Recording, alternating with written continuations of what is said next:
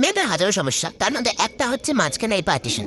কিছুতেই টিকা করে সেটা হইতে চায় না। চুলের ক্লিপ যতই তুমি যত্ন করে রাখো, ওইগুলো হারাবেই হারাবে। সেফটি পিন, রাবার ব্যান্ড, এটা এত এত কেনা হয়েছে, কোথায় হারায় যায় খুঁজেই পাওয়া যায় না। ঘুরে ফিরে পিম্পলস গুলো ঠিক কোনো না কোনো অকেশনের আগেই উঠবে। চুল বানতে যাবা, এটা চুলের রাবার ব্যান্ড, 2 প্যাচ মারবা ঢিলা হবে, 3 প্যাচ মারবা টাইট হবে। বাড়িতে তুমি যখন থাকো দেখবা চুলটা কি সুন্দর সেট হয়ে আসছে, কি সুন্দর ফুটফুটে থাকবে। যেই বাইরে বেরোতে যাবা দেখবা চুলটা অয়েলি চিপচিপ করতেছে, বিরক্ত লেগে যায়। মানে একটা ঢঙের যদি কোনো হেয়ার স্টাইল করা যায়, ফনি করতে পারবে না, চুল পাতলা ফিনফিন করতেছে, ছাড়লে পরে চুল গরম লাগে ভারে। শ্যাম্পুটা কবে নাগাদ করলে ঠিক হবে এটা আমি ডিসাইডই করতে পারি না।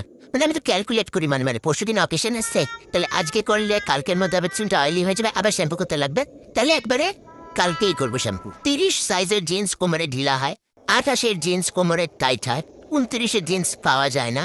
তাহলে কি করবো? চুলটা লাগাবো না ছাড়বো? সাইডে সীতা করবো নাকি মাঝখানে সীতা করবো? আঁচলটা প্লিট করবো না ছাড়বো? কোন লিপস্টিকটা বেটার লাগতেছে, এই কালারটা না পিঙ্ক কালারটা? কানের কোনটা পরবো? এগুলো ডিসাইড করা না আমাদের মেয়েদের জন্য খুব ডিফিকাল্ট গো।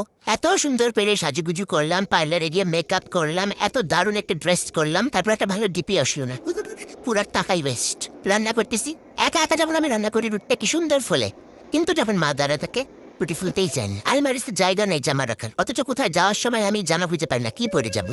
আর আমাদের মিলনের সমস্যা বুঝলে তো, মানে একটা ড্রেস তো আমরা রিপিট করতে পারি না।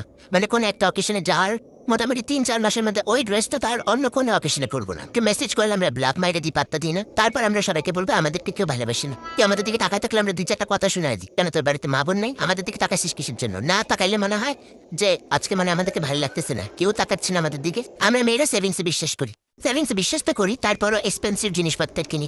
এক্সপেন্সিভ জিনিসপত্র তো কিনি, তাও মনে হয় যে আমাদের পড়ার কিছুই নেই, পড়ার কিছুই নাই। কিন্তু তাও যদি কোনো অকেশনে যে আমরা সুন্দর করে টিপটাপ করে সাইজে বুঝেছি, সাইজে বুঝে তো যাই, কিন্তু নিজেদেরকে বিশ্বাস করতে পারি না যে আমাদেরকে ভালো লাগতেছে। মানে আমরা স্যাটিসফাইড না, তাও চাই যে লোকে আমাদেরকে কমপ্লিমেন্ট দিক যে আমাদেরকে ভালো লাগতেছে। লোকে কমপ্লিমেন্ট